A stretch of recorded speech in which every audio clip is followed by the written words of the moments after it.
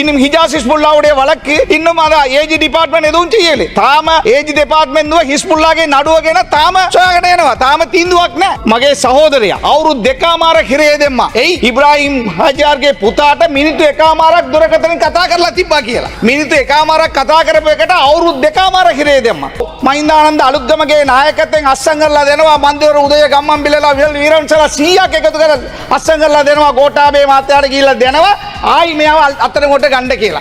அதே போல இவ்வளவு காலமும் ஹிஜாஸ் ஹிஸ்புல்லாவை என்னை போல என்னுடைய சகோதரரை அஜ்சாத் சாலியை சாபி போன்றவர்கள் எல்லாம் அர்னாப் ஜாசிம் போன்றவர்களை சொன்னவர்கள் இப்பொழுது முஜிபுர் ரஹ்மானின் மீது துரோகத்தனத்தை காட்டுவதை நாங்கள் பார்க்கிறோம். இந்த நாட்டிலே எந்த ஒரு அரச தலைவருக்கும் நடக்காத அவமானம், நாட்டை விட்டு ஓட வேண்டிய துர்ப்பாக்கிய நிலை கோட்டாபே ராஜபக்சவுக்கு மாத்திரம்தான் வந்தது என்பதை இந்த சபையிலே நான் சொல்லியாக வேண்டும். நேற்று நான் பேசிய பேச்சிலே சவுதி அரேபியாவிலே அமெரிக்காவுடைய இராணுவ தளங்கள் இருப்பதாக அவர்களை வெளியேற்ற வேண்டும் என்று நான் பேசியதாக ஒரு செய்தி பல ஊடகங்களிலே அதாவது பிழையாக சொல்லப்பட்டதனால் அதை திருத்த வேண்டிய பொறுப்பு இருக்கிறது.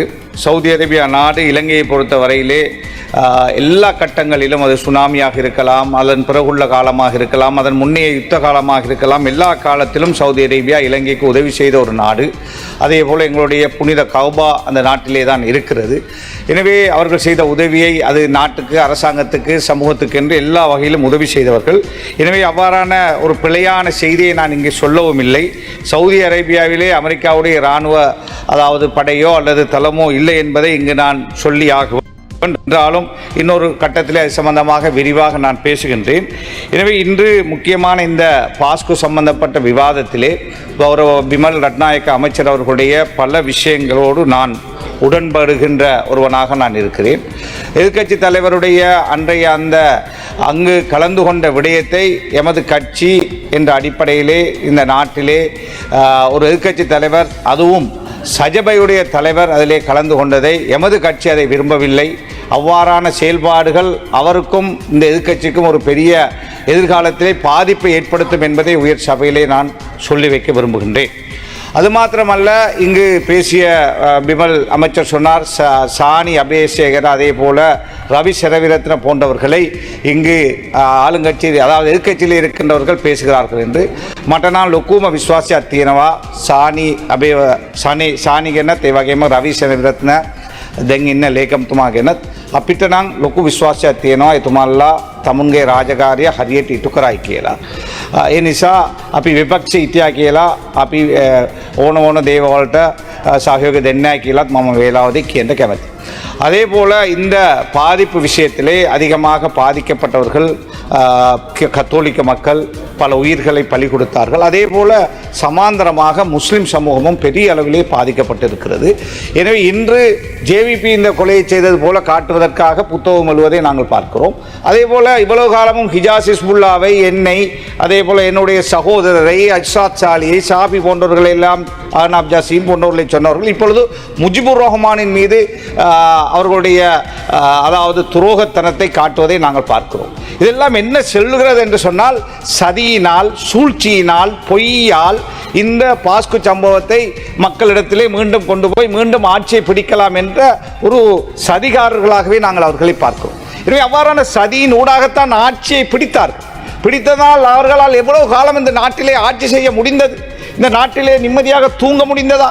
இந்த நாட்டிலே எந்த ஒரு அரச தலைவருக்கும் நடக்காத அவமானம், நாட்டை விட்டு ஓட வேண்டிய துர்ப்பாக்கிய நிலை கோட்டாபே ராஜபக்சவுக்கு மாத்திரம்தான் வந்தது என்பதை இந்த சபையிலே நான் சொல்லியாக வேண்டும். எனவே எதிர்க்கட்சியாக இருக்கிறோம் என்பதற்காக அரசாங்கம் செய்கின்ற எல்லாவற்றையும் விமர்சிக்கின்றவர்களாக அல்லாமல், இந்த விசாரணையின் அரசாங்கம் எடுக்கின்ற அத்தனை நடவடிக்கைகளுக்கும் எமது கட்சி மட்டுமல்ல எதிர்க்கட்சி அத்தனை பேரும் பூரண ஒத்துழைப்பை கொடுக்க வேண்டிய தார்மீக பொறுப்பு இருக்கிறது இந்த உண்மையான நாட்டு பிரஜைகளாக இருந்தால் என்பதை இந்த உயர் சபையிலே நான் சொல்லி வைக்க விரும்புகின்றேன். எனவே இந்த மாதிரியான 1000 வருஷங்களுக்கு மேலாக பழமை வாய்ந்த சமூகம் முஸ்லிம் சமூகம் இந்த நாட்டில் எந்த ஒரு கட்டத்திலும், அது மன்னர் ஆட்சியாக இருக்கலாம், அதன் பின்னர் நடந்த சுதந்திரத்துக்கு பிறகுள்ள ஆட்சியாக இருக்கலாம், எந்த ஒரு கட்டத்திலும் இந்த நாட்டிலே முஸ்லிம் சமூகம் குமந்தர்ண பண்ணியதோ, நாட்டை பிரிப்பதற்கோ அல்லது நாட்டிலே ஒரு பெரிய சதிகளை செய்வதற்கோ எந்த ஒரு சதியையும் செய்த ஒரு சமூகம் அல்ல. ஆனால் சஹ்ரான் போன்ற சதிகாரர்கள் கயவர்கள் இந்த நாசகாரர்களை யாரோ ஒரு சக்தி பின்னால் இருந்து இயக்கி இருக்கிறார்கள். எனவே அவ்வாறான சக்தியை கண்டுபிடிக்க வேண்டிய தேவைப்பாடு இருக்கிறது. இல்லை என்றால் இன்னும் ஒரு காலத்திலே இன்னும் ஒரு தசாப்தத்துக்கு பிறகு அல்லது பின்னர் இவ்வாறான சதிகளை செய்து தங்களுடைய ஆட்சி பீடத்தை அமர்வதற்கான சதிகளை செய்ய முடியும். எனவேதான் நாங்கள் எதிர்பார்க்கிறோம் அனுரகுமார திசாநாயக்க தலைமையிலான அரசாங்கம் இந்த விஷயத்திலே கடுமையாக இருந்து உண்மையான சூத்திரதாரிகளை கண்டுபிடிக்க வேண்டும். பாதிக்கப்பட்ட கத்தோலிக்க மக்களுக்கு நஷ்டஈடு கொடுக்க போவதாக கேள்விப்பட்டோம். நிச்சயமாக கொடுங்கள். அதே போல ஆயிரக்கணக்கானவர்கள் சிறைகளிலே அநியாயமாக அடைக்கப்பட்டார்கள், மானபங்கப்படுத்தப்பட்டார்கள், அவர்களுடைய வியாபாரங்கள் அளிக்கப்பட்டது, பெரிய கஷ்டங்களுக்கு உண்டு. அவர்களையும் நீங்கள் ஒரு நாள் பார்க்க வேண்டும். அதே போல அவர்களுக்கும் அதற்கான ஈடு செய்ய வேண்டும் என்று வேண்டுவதோடு இந்த விசாரணை தூய்மையாக செல்லப்பட வேண்டும். இன்னும் ஹிஜாஸ் ஹிஸ்புல்லாவுடைய வழக்கு இன்னும் ஏஜி டிபார்ட்மெண்ட் எதுவும் செய்யலை. தாம ஏஜி டிபார்ட்மெண்ட் ஹிஸ்புல்லாගේ නඩුවගෙන තාම සොයාගෙන යනවා. තාම තීන්දුවක් නැහැ. ඒයි දන්නේ. තාම එහෙම කරගෙන යන්නේ. ඒ වගේ මගේ සහෝදරයා අවුරුදු දෙකමාරක් හිරේ දෙම්මා. එයි ඉබ්‍රාහිම් හජාර්ගේ පුතාට මිනිත්තු එකමාරක් දුරකථනින් කතා කරලා තිබ්බා කියලා. ඒක තමයි කාරණය. එයා ලොකුම ව්‍යාපාරෙක්. මගේ සහෝදරයාත් ව්‍යාපාරෙක්. මොනවාරි ව්‍යාපාර කාරණයකට ඒ කාලේ කතා කරා නම් මිනිත්තු එකමාරක් කතා කරපු එකට අවුරුදු දෙකමාරක් හිරේ දැම්මා. මාස 6ක් හිරේ දාලා නිදස් කොට නිදස් කරාට පසුව ආපහු මහින්දානන්ද අලුත්ගමගේ නායකත්වයෙන් අස්සම් කරලා දෙනවා. මන්දිවර උදය ගම්මන්පිලලා විරන්සලා 100ක් එකතු කරලා අස්සම් කරලා දෙනවා. ගෝඨාභය මහත්තයාට ගිහිල්ලා දෙනවා ආයි මෙයාව අතරමොට ගන්න කියලා. ඒ වගේ තමයි පාලනේ කාලේ තිබුණේ. ඒගොල්ලෝ ඊට පස්සේ ආයි මගේ සහෝදරයාව ගිහිල්ලා අතරමොට අරගෙන අවුරුදු 2ක් තියාගෙන ආපහු නිදස් කරා.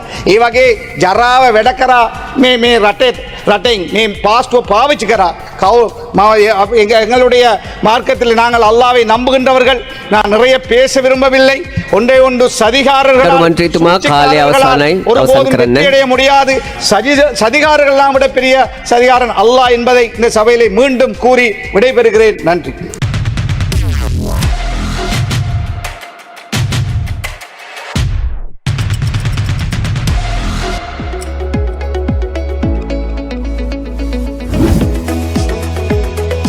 உங்கள் ஸ்டைலுக்கு நேரம் சேர்க்கும் சரியான இடம் டைம் டெல்லர். நீங்க வாட்ச் பிசினஸ் செய்யறவங்களா இல்லாட்டி செய்ய பாக்குறவங்களா, உங்களுக்கு நாங்க பெஸ்ட் விலையில பெஸ்ட் வாரண்டியோட பெஸ்ட் ஐட்டங்கள்ல நிறைய மோர் தென் வெரைட்டிஸோட தரத்துக்கு நாங்க ரெடி ஆகிறோம். எங்கள்கிட்ட எல்லா ஐட்டமும் வாரண்டியோடையும் வரும், நல்ல ஐட்டமும் மீக்குது, அதே மாதிரி லோ பிரைஸ்லயும் மீக்குது. ரிட்டைல் எடுக்கணுமெண்டா ஒர்க்கிங் கஸ்டமரா இருந்தீங்கடா வந்து நீங்க வாங்க, நாங்க ஹோல்சேல் விலைக்கு உங்களுக்கு ரிட்டைல் தருவோம். எங்களோட கடை இது பேட்டால செகண்ட் கோ ஸ்ட்ரீட் நம்பர் 54 மார்க்கெட்ல சரியா கந்தரோட்டைக்கு சரியா ஆப்போசிட்ல இருக்குது. கடைக்கு நீங்க சாமான் எடுக்கானி பரவாயில்ல, சும்மா விசிட் பண்ணி பாருங்க. என்னோட கான்டாக்ட் நம்பர் 0768782482418. செய்திகளை உடனுக்குடன் தெரிந்து கொள்ள உடனே சப்ஸ்கிரைப் பண்ணுங்க.